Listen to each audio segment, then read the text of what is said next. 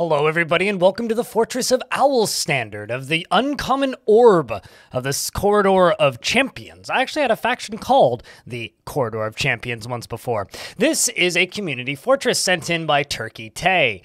And if you would like to send in a fortress for me to have a look at in the video, simply join my Discord. There is a link in the description of this video where you can then submit your save file via the DF save sharing room. Of course, we have General, Dwarf Fortress, and a questions room as well. However, if you would like to send in a save, just simply upload it to the save sharing program of your choice and upload it to the Discord, ideally with a couple screenshots or some sort of brief description as to why I should have a peek at that particular save file. And also, if you could include that it is okay to be used in a video, that would be optimal. Otherwise, maybe other folks will download it and have a peek, but I will have to pass it over. Now, as we take a peek here, they are sitting at a very high population number. We're sitting at 222 dwarves. It's a very large fortress. Minimal artifacts, and they ask about becoming a mountain home, and they want some advice on using lava. So that's what we're going to do in this video. We're going to dive into the fortress real quick though and have a peek. We do have this kind of lovely outer wall that admittedly is rather useful, although a bit all over the place, not the way I personally would design a wall. They were smart enough to go along the edges here and remove these ramps at the edges of the wall, so things can't just climb straight up. However, they do have a very major issue here. Anything with any kind of climbing skill, including all elves and many humans, could just scramble up these trees up onto the wall and then vault down in, and then, or alternatively, run over here, shimmy along this wooden wall, and then jump down. So it would not be too hard for things to get in, or alternatively, even worse, climb up into the tree, climb over into another tree, and down in. So this entire wall I would describe as more or less useless. It does, however, if it wishes to work properly, could work if it had maybe 3 tile wide road all the way around the perimeter. Or alternatively, a trench that goes down and underneath one layer, and then another layer built on top with 1 tile of overhang. However, if it's more of a piece for show and less of a piece for actual practical use, then I'm sure it's all well and good. In the center here, we have this extraordinarily packed tavern, and I don't know if the player here has played any adventure mode, but this is kind of funny to me because this is very similar to the way the adventure mode taverns end up being sorted out. It's just like kind of a pile, just like a little square box with like kind of a pile of booze in the corner, and it's packed wall to wall with people. Shout outs to the Necromancer Experiment guest in here, down here, not the squeezing closets. This person, Meng, the warrior shearer, faded something or another. Faded Stalker, yes. Also, of course, reciting some or listening to some poetry, which is wonderful. At least they don't feel anything, so at least they're not in pain. But as we look at the fortress, we can then, boom, down into the fortress. It's actually quite a shallow fortress, at least initially. We have this small area filled with wood furnaces and a very small metalsmith's forge, as well as some scattered dwarves around doing their tasks. We've got various tanneries and cooking places and spots to brew alcohol and farmers' kitchens and all that jazz. We got a little glass furnace set up right here as well as a small screw press and an ashery and various other things. They're getting quite fancy, if nothing else. Up here, it's also worth noting that there's a powered millstone. So quite a well-appointed entryway, albeit a little bit scattered and all over the place. We have a couple bedrooms right here and a small hole with a skeleton in it. I won't ask. And then over here, we do have 2 pressure plates. Now, if I click on these pressure plates, we can actually see if they're linked to anything. It doesn't appear that they are, so I'm not entirely sure the point of those. Maybe they're supposed to be hooked up to those upright spikes and aren't yet. Regardless, not the most useful situation, I would say. Down here, we do have small irrigated farms, although I don't think they would need to be irrigated. This one is completely covered with water, unfortunately. As you can see, the water just kind of kept flowing. If you wanted this to work, you would have had to put like a floodgate or something there to block it. But because this is sand, it doesn't actually need irrigation. It'll work just fine. And then we can go down a layer, and you can see that we have some more bedrooms. That's our Baron's bedroom, as well as just general dwarves' bedrooms. They could use some chests and a very large dormitory in the middle for anybody who doesn't have a bed yet, as well as some spaces for military to train, and then Baron's office and other spaces. And that is a very blue Baron. Why is our Baron so blue? What? I'm very hold on a second. I need to have a peek at this. What is up with your Baron here? Oh, is it because she's wearing a mask? I getcha. Okay, I was just confused about the lacking of the leg and also okay, that makes a lot more sense now that she's got a mask on. Right, okay. Haven't run into those too many times because I tend to forbid them from the dwarves wearing them. That threw me the hell off right there, but at least now we know it is a copper mask sized for goblins. Makes a lot of sense now. All right, so confusions aside, we do have this like kind of lovely space for the Baron as well as a little hospital right here. I will say this hospital could use some beds. I know that they put them onto tables for surgery, but you always want to have at least a bed or two in your hospitals just so that they have somewhere to actually rest up and heal instead of just being left on the surgery table.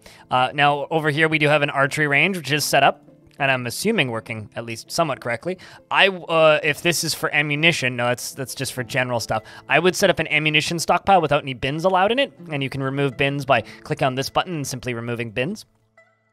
Down here in this lower room, there is the main dining room with a danger lever over here for those who are brave. And then over here we have, two other spaces. We have the Skin of Pacts, which is obviously a Ranger Guild Hall. And then right next to it, we have a Trapper Guild Hall.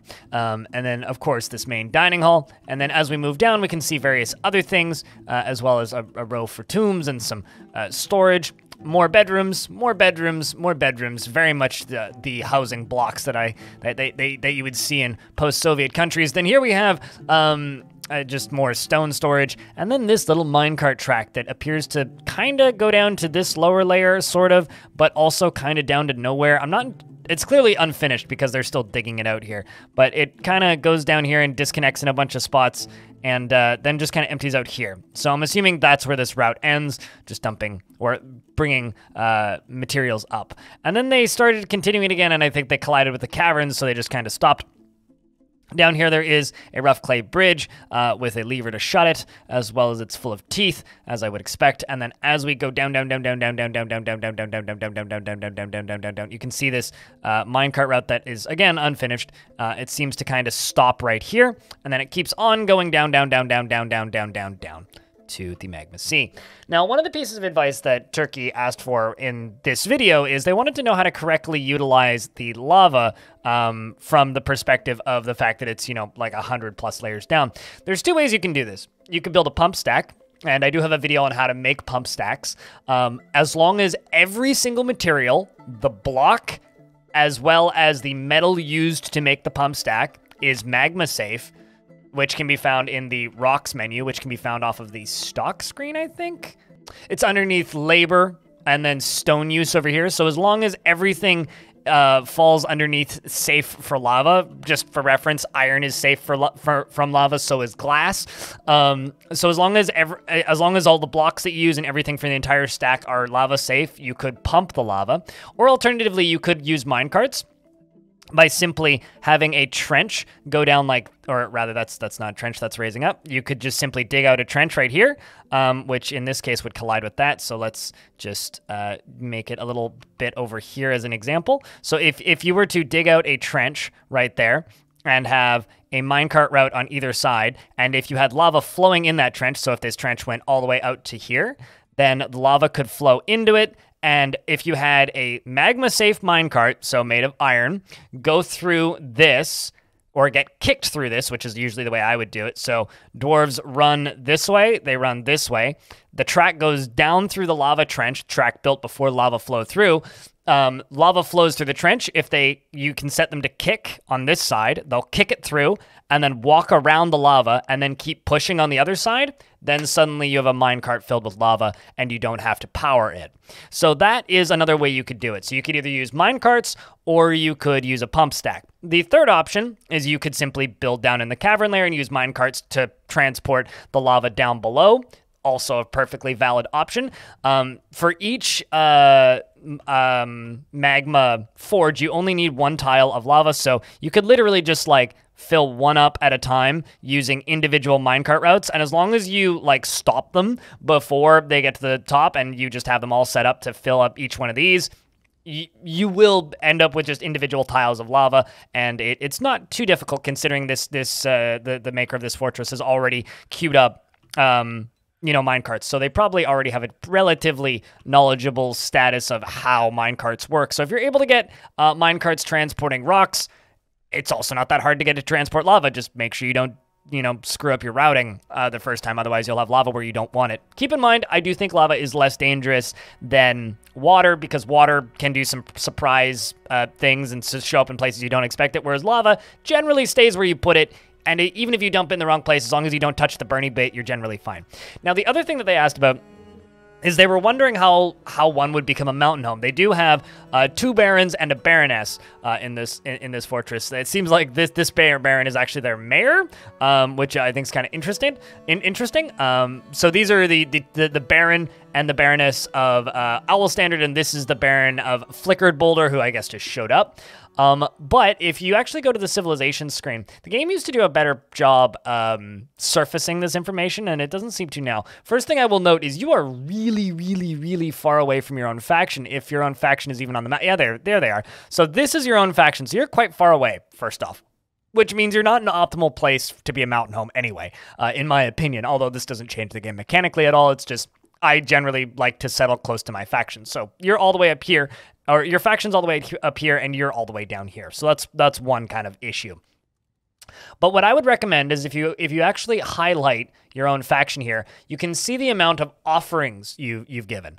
Now, what's going to happen is every single time they trade with you, as they get happier with you, they're going to say, "We've come to elevate you in the eyes of our realm." And this basically means you've given us enough imports in value or enough offerings in value. So essentially what you need to do at this point is just keep trading.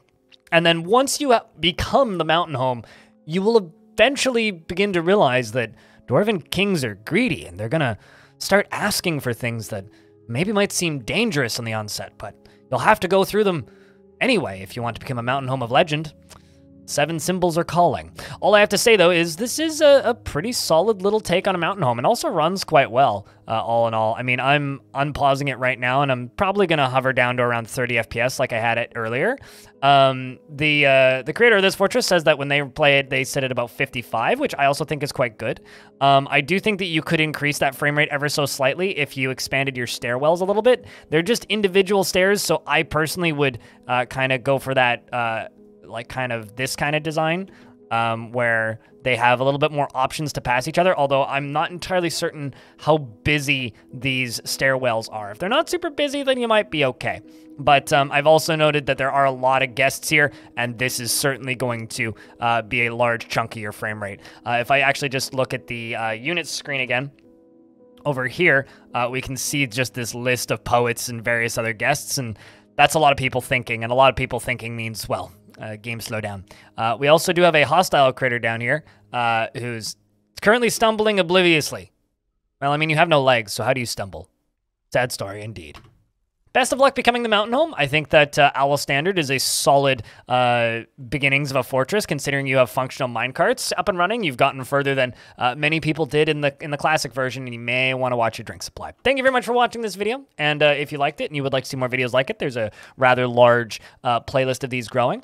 And if you would like to send in a fort, once again, you can do that via my Discord in the DF Save sharing room. And if you would like to watch me while I play video games on the internet, you can find me at twitch.tv/BLINDIRL. Thank you very much for watching, and I hope to see you in the next one.